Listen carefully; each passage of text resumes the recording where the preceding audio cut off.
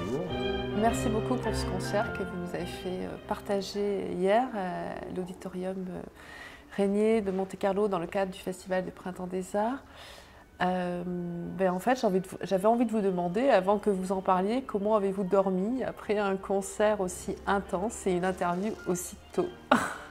J'ai pas très bien dormi, je dois l'avouer, parce que le programme était énorme. C'est vrai que jouer les deux concertos de Brahms dans un même concert, d'abord ça se fait très rarement, et puis ce sont deux concertos très longs, très intenses, qui demandent beaucoup sur le plan physique et sur le plan émotionnel, et donc on ne sort pas de là tout à fait indemne, et j'avoue que j'ai eu un peu de mal à trouver le sommeil quand même. Voilà. J'ai mis même plusieurs heures pour retrouver un certain calme et une certaine sérénité. Donc voilà, je ne peux pas dire que j'ai eu une bonne et longue nuit, mais enfin je suis en même temps encore dans cette énergie de ce concert et de ces deux grands chefs-d'œuvre.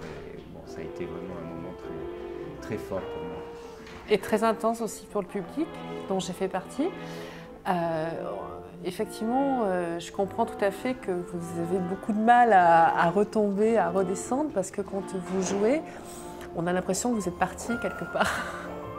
Comment vous vous sentez exactement quand vous êtes sur scène? Vous savez, on est complètement pris par la musique, par le flux musical, le discours, cette espèce d'énergie presque un peu tellurique dans le cas de Brahms. Il y a une force et une puissance absolument phénoménale qui vous emporte. Et puis il y a l'orchestre évidemment. Ce sont deux concertos qui ont une dimension très symphonique, c'est-à-dire que le piano est à la fois extrêmement présent, c'est une partie soliste très très importante, mais qui est en même temps complètement intégrée à l'orchestre. Donc on est emporté dans un flux, dans une masse orchestrale qui est tout à fait impressionnante.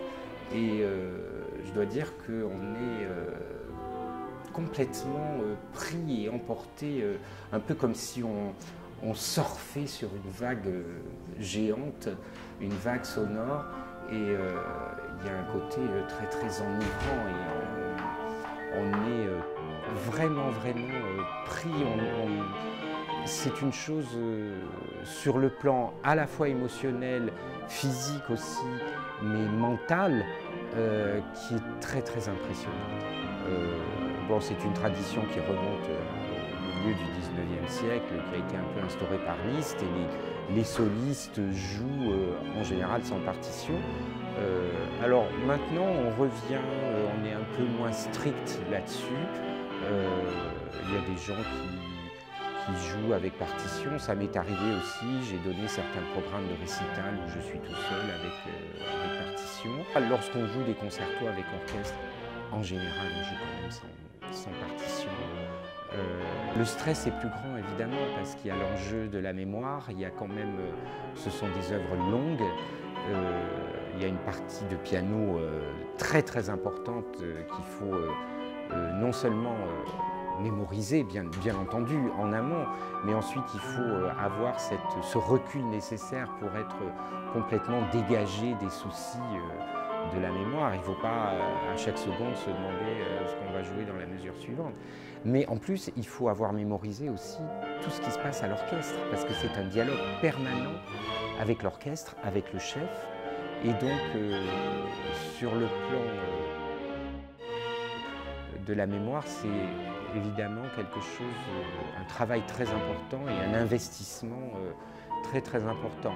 Mais de notre côté, si on est libéré de ces contraintes-là, le fait d'avoir une partition, de regarder les notes qu'on doit jouer, avec suffisamment de recul, c'est assez extraordinaire parce qu'on peut ressentir une très très grande liberté, comme si en fait on construisait au fur et à mesure le discours musical, comme si il se construisait de lui-même, il s'inventait de lui-même au fur et à mesure.